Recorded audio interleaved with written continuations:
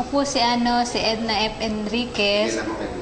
Oh, ito naman po ang anak ko si Gerald F. Enriquez. Ang pangalan po ng mister ko ay si Joel F. Enriquez. Kami po ay nakatira dito sa BM San Pedro. Before na hindi pa po siya nag-take ng complete, ang sakit niya po ay asthmatic siya, tonsillitis. Talagang monthly po, sinusumpong siya nito.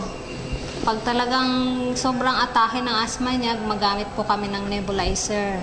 Kasi dumadayung siya na hirap siya talaga. Nung tinake niya to, talagang may pagbabago po. Minsan na lang siya inatake, tapos after that, wala. Yung bagong taon, siyempre ang pinaka-numero unong bawal dyan, yung mga paputok, yung usok.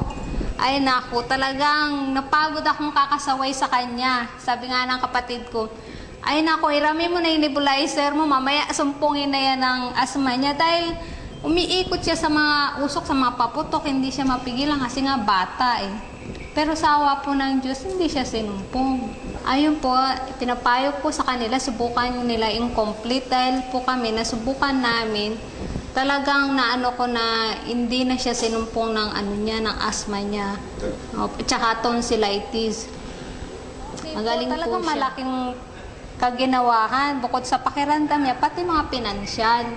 Kasi, siyempre, pag nagkakasakit siya, kasama na rin yun ang pinansyal dun. Na po siya, tsaka masiglaan. Naku, super kulit lang.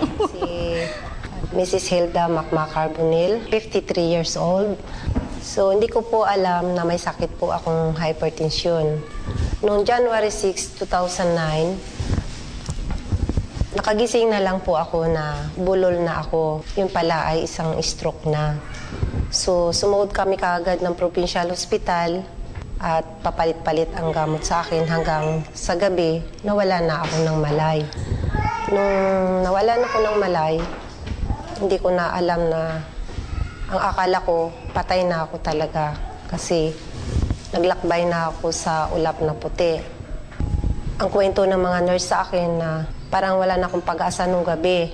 So, parang nagbagong buhay ako nung nagkamalay ako. Subalit, nung pagkagising ko, naduling naman ang mata ko. At ang kalahati ng katawan ko ay naparalyzed din. At 3 buwan akong pabalik-balik sa ospital hanggang sa 7 bisis pa rin akong na-stroke.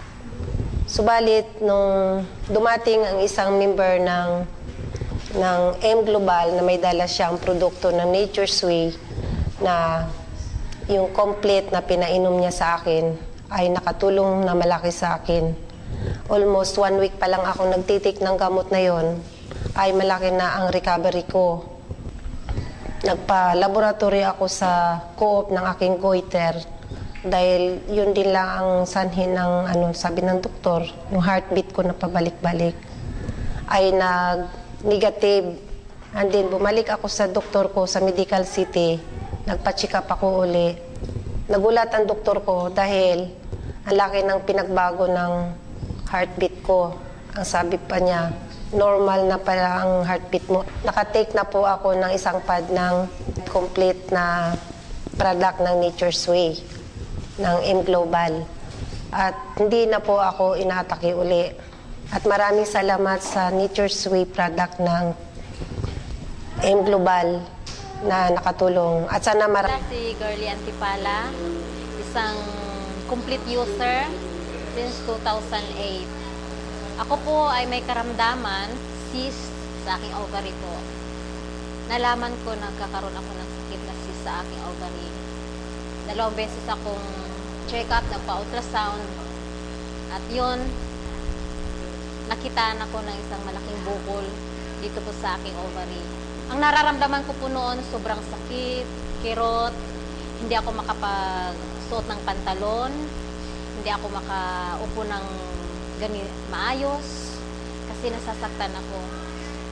Yun po, nung nasa Adventist na ako, in-ultrasound po ako uli, at yun, nakitaan ko talaga na meron po akong cyst.